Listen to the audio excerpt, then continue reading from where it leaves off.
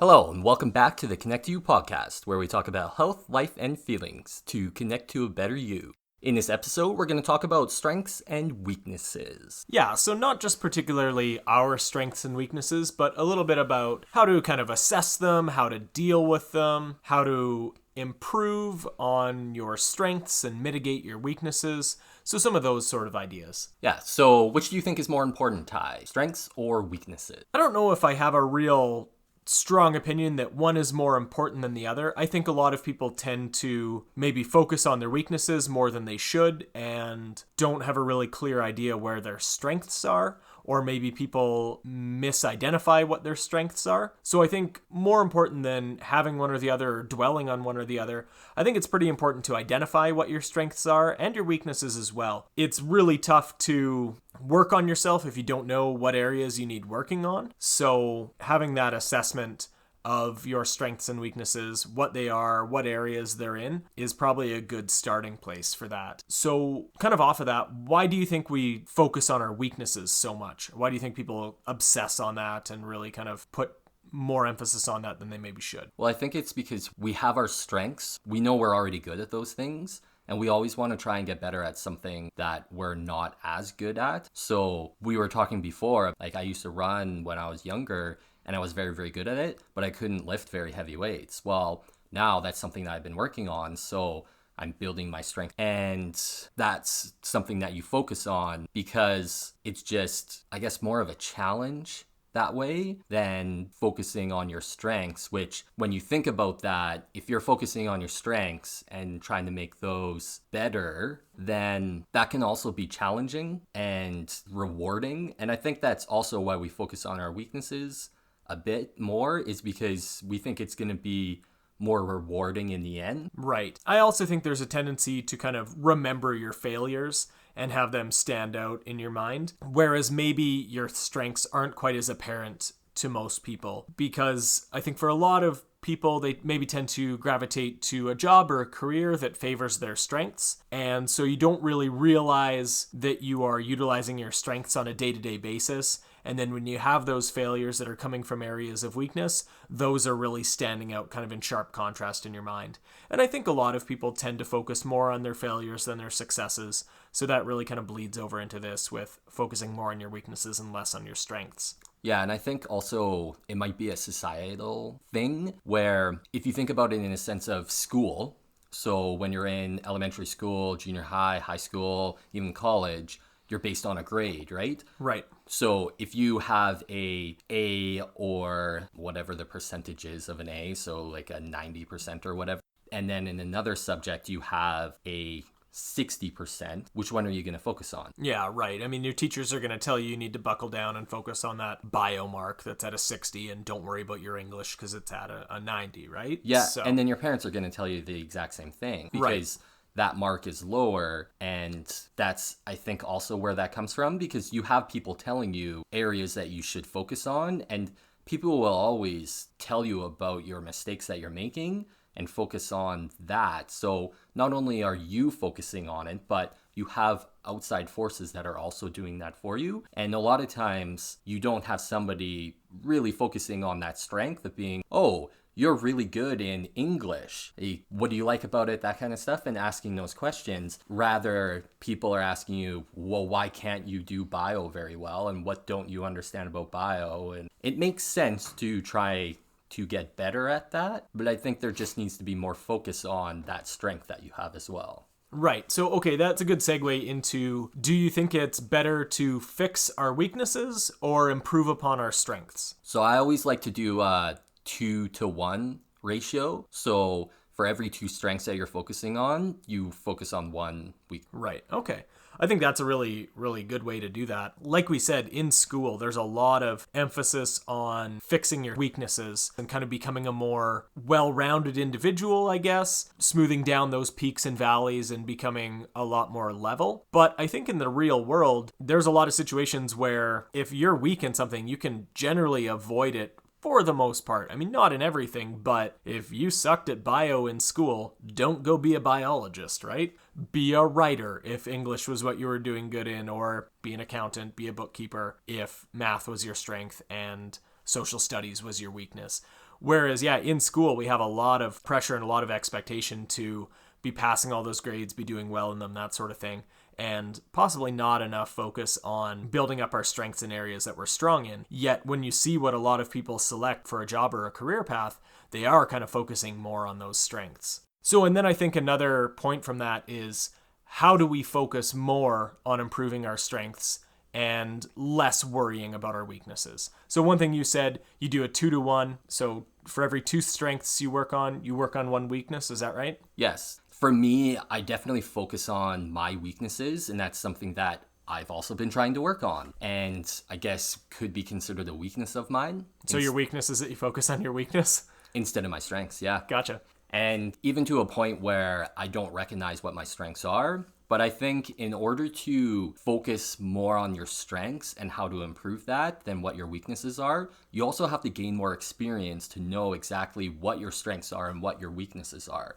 Because those things aren't based off of you just one day being like, oh, these are my strengths and these are my weaknesses. And you can go based off information that people tell you, but that's still up to you to decide whether you feel that is your strength and whether you trust that person and whether that is a weakness. And again, if you trust that person. So you have to get your own experience in life to know that, oh, this job that I picked required me to know a lot of math and be able to calculate things and know a lot of equations. I'm not very strong at that though. Okay, then I guess that would be a weakness. But on the flip side, maybe you're good at having conversations with people and you're maybe better at that like selling aspect. Okay, then focus on that, because when you go there, you don't really have to do math. If you can talk to people very well though, that's where you're going to strive at. Right. I think too that a lot of people, I know I'm this way for sure, it's a lot easier to remember insults you've received than compliments. And that makes it really tough to kind of look inside and find out what your strengths are. You maybe don't remember when people have complimented you on things that you're strong in or areas that you're really proficient in. You only kind of remember when people said a negative thing. Same goes with criticism too. I mean, you get criticism both ways, constructive and destructive, and it seems like we only remember the negative things, which makes it seem like we have this huge list of weaknesses and only a really short, if any, list of strengths. So I think, yeah, find people that you trust, listen to what they tell you, listen to their compliments if they are genuine, and maybe give them a chance in your mind to be a genuine compliment instead of just writing it off as like, oh, they're just saying that out of pity or to be nice or whatever. So I'm glad that you brought that up, because when somebody gives you a compliment, what do you say? yeah, like, oh no, you just kind of like brush it off, or oh yeah, thanks, but whatever, or yeah, you just, I don't know. Most people don't take compliments very well. Yeah, and how should you take a compliment? You should just take it at face value. Thank you. Maybe throw one back that's genuine. But yeah, I think we should kind of take it and think about it a little bit more than we normally do, or maybe just in a little bit more of a positive light. Yeah, and I think for us to remember something, we have to be able to accept it. And accepting it is exactly what you said, where somebody gives you a compliment, your answer shouldn't be, oh, yeah, okay. It should be, oh, thank you. Yeah. That's it, done. And yes, you heard what they said and you thank them for it, but it shouldn't be, oh, yeah, okay. Because then you're brushing off that compliment. You're brushing off for them, but you're also brushing it off for yourself, right, and not taking it in, where if you say thank you, you're accepting that compliment. And the words that you say, even in your own head, if you say, oh, I'm going to say thank you, and then you say thank you, you yourself are going to take that compliment a lot better than if you brush it off, because that's just how that works. Right. And there's a lot of societal conditioning, like we had talked about, whether it be in school or whatever, that, oh, you need to be humble and you don't need to be too full of yourself and you don't want to brag. So I think we have a lot of that negative self-talk that kind of makes us forget what our strengths might be, or makes it so that we never really dwell on it. We never really have that introspection to kind of dive into that and see like, oh, what am I good at? What are my strengths? So what do you think? How do we focus more on improving strengths? Well, I just ran a race on the weekend. It was kind of the big one that I was planning for this year. And after that, I definitely was able to take away what my strengths and what my weaknesses are. And I think you're right in the sense that it's just as important to work on our strengths as our weaknesses. Not every person needs to be perfectly well-rounded, and I think it's totally fine to specialize. So my race was comprised of two main things, really. It was a lot of running and a lot of obstacles. I did really well at the obstacles. There was some that I was able to tackle this time around that I hadn't been able to do previously, and I still want to work on those. I want to get better at those, but for every couple of those that I'm going to work on, I'm still going to try and improve my running, or I guess in this case it was like my hill climbing. But yeah, I think it's important to just sort of work on everything, but also too, in my working on, we'll call it like strength and cardio in this one, which is kind of the two aspects of it. In working on my strength, my endurance is going to improve, which is going to bleed over into helping me maintain a high heart rate for doing those hills. So by working on my strengths, I am still going to benefit on my weaknesses. Imagine too, you're in a situation where you have a few strengths, but one of your weaknesses is self-confidence. You're not a very self-confident person. By improving your strengths and improving areas you're already good at and becoming very proficient in those, you will have a benefit kind of bleed over into an improved sense of self-confidence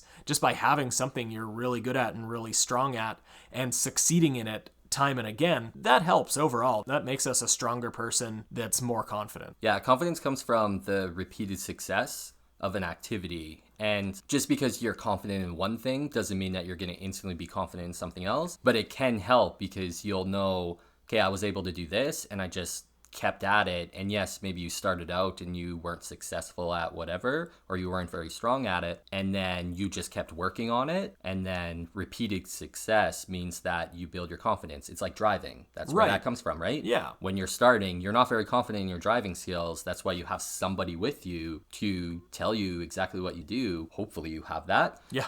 But after so many times of driving, you almost just go into, I guess, robot mode. You're still aware enough that you're able to assess situations when they come up. But for the most part, your body's just doing everything that it needs to, and your brain's just doing everything that it needs to be able to drive. It's not that you need to be hyper focused at all times doing that. So it would just be a strength. Absolutely. Yeah, I think that's a great example because I think we can all remember the first time when we were driving and it just seemed overwhelming. Like there was so much to focus on and so much to be paying attention to. And how do you remember to be monitoring your speed and also not weaving around all over the lane and then using your signal lights and applying the brakes at a steady rate? And now so much of that is just muscle memory and kind of like mental autopilot that you can actually look out for the important things, the deer jumping in front of you or the accidents and that sort of thing. So yeah, I think that's a really good way to look at that. How do you go about assessing your strengths? Have you had any strengths that you didn't know you had until a certain moment and you just kind of had like a light bulb go off? Or are there any strengths that you've experienced or kind of unearthed in the last few months or years that you can kind of remember that experience? So one thing that I can think of would be just my patience. So I recently got told that I have a ton of patience, and I can remember not exactly when that happened, but the time that it happened and the reasons why it happened. Because I used to have a massive temper and would not be very patient with people, and it didn't matter who it was. And the reason that changed is because my environment changed and my responsibilities changed. So what happened was I became a branch manager.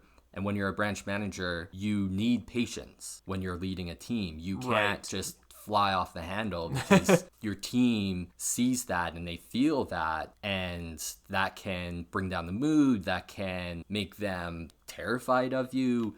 Yeah, a real hostile work environment. Yeah, exactly. So working on my patience was a big thing, and all I had to do with that is just listen and stay quiet and as calm as possible and pick my moments when I could express the feelings that I needed to with the right people. So that would have been with my boss, having coaching conversations and talking to him about my experience and what his thoughts were. So getting an outside perspective on how I could build that up. Okay. So that would be, and now that's something that is a strength of mine, and it spills over into a lot of things. And when I see people who aren't being very patient, I almost want to help in those situations, and I want to make sure that I'm doing it in the best way possible, that I'm not just being like, hey, you should be more patient.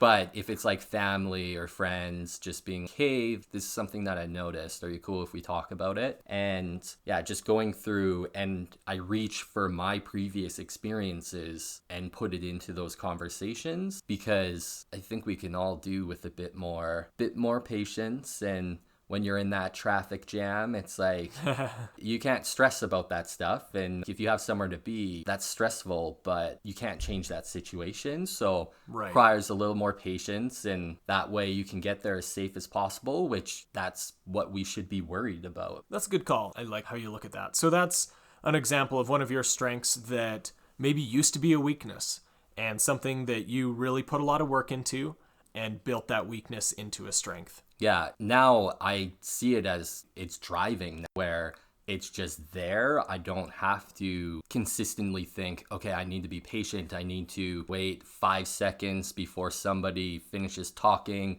Like, it just, all of that stuff happened now, and it just took time and really working on that weakness before in order to make it a strength. And now it's something that I think about, because I do think about my strengths and my weaknesses. And it's not something that I need to work on day after day after day, but it's something that I do think about, especially when somebody says, oh, wow, you're really patient. Right. Yeah, that's a good point. I've been told that I'm a good cook, and it's one of those ones that it works out really well, and it's a strength I have that is a self-fulfilling strength. Because I like cooking, I practice it and learn more about it and read up on it and watch videos and try out different techniques, and I experiment with it. So it's one of those things that at some point it became a strength, and maybe it was a very mild strength I had. I was maybe, one box of macaroni better than the next person. And and after a bit of time and effort and learning and practice, I became better at it, to the point that it's like, oh, okay, I can feel pretty confident in my cooking ability, and that's one thing I have a strength in. And because I'm good at it, I like doing it even more, and so I continue to, refine that skill and those sort of things. Are there any examples you can think of where there's a weakness that you or someone might have that is not worth working on, or you don't need to work on, or you're just fine leaving it and being like, that's part of my personality? What do you think about that? All of mine are stuff that I actually want to work on. Right. Just because I'm the type of person that thinks about weaknesses a lot more than strengths. Okay. And something that I think about, especially when it comes to relationships, is wearing my heart on my sleeve. Right. Okay. So I express my feelings pretty early on. I know how I feel about somebody. I know how I feel very early on, and I express that when I can. And sometimes what I found is that maybe that's a bit too early and isn't received as well as what I would hope it would be, and other times it is. So, and that kind of thing is just based on person to person, right? That has nothing to do with me, and more with how that other person perceives things. Yeah, and that's kind of interesting, because so you're listing that as a weakness, like you have your heart on your sleeve, but another person might look at that as a strength, with you being very genuine, right? You're not guarded, kind of open and very genuine. Whereas, a person that you're in a relationship with who is very guarded, that's kind of almost making your strength or one of your personality traits a weakness because it plays on one of their weaknesses, rather than a strength because it plays on one of their strengths. Yeah. And sometimes I almost feel like I need to hold back on that kind of stuff, because I don't want to push too far in, oh, this is what I'm feeling, because I can see it as almost suffocating somebody with that. And for me personally, it's hard to know when to have certain conversations. So I almost go on the side of, okay, just don't have this conversation, which I guess would fall under another weakness I feel I have, which is poor communication in relationships. And I think about things and I overthink about it. And then that stops me from saying almost things that are genuine. Right. Because I'm like, oh, is this too fast or whatever? And I always have that stuff running through my mind. So you get caught in between over communicating and under communicating. Yeah. And then just not communicating at all. Right. So yeah, I think it's important to kind of maybe try and look at weaknesses you have or you think you have in a different light or from a different perspective, because it might turn out those are strengths to different people. Maybe the people in your life that are viewing those as a weakness, maybe they're not the best people to be in your life. Maybe they need a little bit of an outlook change. Maybe it's playing badly against one of their own weaknesses or one of their own perceived weaknesses. I think we've all had that sort of situation where one of your personality traits rubs up against someone else's personality trait in a weird way that causes some friction, even though both those traits have merit and everything like that, but it's just kind of a weird mix. And so I think it's important to look at what you have and see how there could be different ways to interpret it. One of my weaknesses is I'm a terrible housekeeper. There's pretty much no positive spin on that one. It's just not a great thing to have. But, some weaknesses you can look at a different way. Yeah, so in regards to like the heart on the sleeve and poor communication, I think recently especially what's helped is I've met somebody who has responded very well to me being very open and honest with how I'm feeling about things, and has said that they're very happy with the fact that I'm doing that and that it's very refreshing, and on things that I say that they know that it's genuine and not just me saying it, because I'm talking about my life and my experiences and different things like that, and then I'm also talking about my personal feelings, which I'm laying all of that out for somebody to essentially judge me on and hope that they feel at least somewhat the same way, and that they're perfectly fine with me saying exactly how I'm feeling without me worrying about if I'm taking it too far. And now I've realized that now that they've said, no, I'm very happy that you're open, that you're honest, that you're telling me all of these things, it just helps me know that there are people out there. And as I said, it's more of a personality thing. It's not just on me. It could just be the other person in those situations that just didn't align with, as you said, where maybe they have a personality trait that they're more guarded. Right. Where I'm being open, it's just almost too much because they feel they can't open up. Right. Yeah. And they're worried that if they don't, that I'm gonna get mad or be like, oh, what the heck? I'm saying all of these things and you're not saying anything. Right, yeah. And I think that's why it's very important to cultivate relationships with people that complement us. And, we fill each other's gaps and their weaknesses are filling in your strengths and vice versa. So I think that's a good point. Have you ever come across a strength of yours that you didn't like using? Is there anything you're really good at, but you don't like doing it? No. And I think that's a pretty good indicator that that's an easy way to find our strengths. What are things you like doing? We generally like doing things we're good at. So I think in a lot of situations, if you're having trouble finding your strengths, look at what you enjoy doing. Very few people enjoy doing stuff they suck at. And that even goes down to like video games and kind of like leisure activities and things. You're probably not going to be sitting down to play a game of crib with someone every night if you're getting like double skunked every hand, right? So I think look at what your strengths are by looking at what you enjoy doing and seeing if there's any sort of crossover. Because chances are good you enjoy doing it because you're good at it, and you being good at it, you dig a little deeper into that, you'll find those individual strengths that kind of make up the things that are your skill set. Yeah, and for that, like for me, it's sports. Right. I love sports, and you should be a personal trainer. Yeah, right? Like something that's active. Yeah. And I'm interacting with people. And for me, that's something that my patience adds into as well, because I love teaching. When somebody gets something and their eyes are just super wide, like they're seeing the ocean for the first time. Right. That look when they just, they got it and you've helped them get there, and you're like, that's all you though. You put in this work. I just laid down some path for you and then you kept going.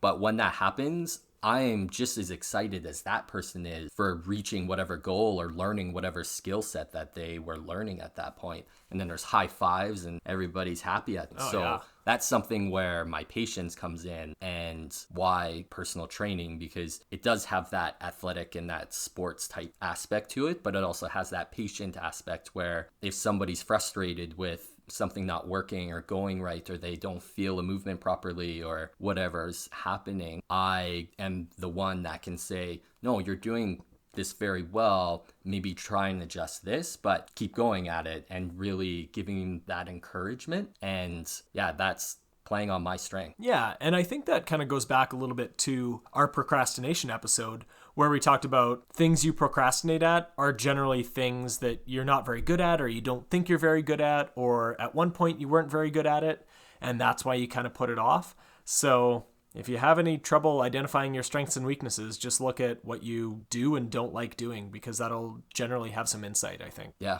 good info on that one. That was a good one. Top tip. All right, so just to recap kind of a few of the topics we touched on here. Is it better to fix your weaknesses or improve upon your strengths? I mean, it's not an easy answer. It's probably both, but it's a lot more enjoyable to work on things we're already good at. And sometimes that has some carryover into your weaknesses. But like Marcus said, a 2-to-1 definitely doesn't hurt and is an enjoyable way to do it. Nobody wants to slog all day on something they already suck at.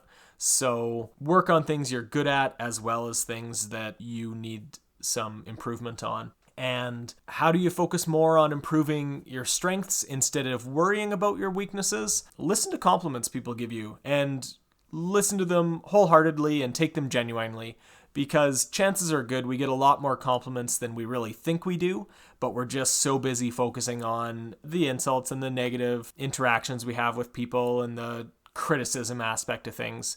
But yeah, it's important to listen to compliments and really take them to heart. How do you know what your strengths and weaknesses are? Look at what you like doing, look at what you don't like doing, look at what you actively seek out, and look at what you avoid.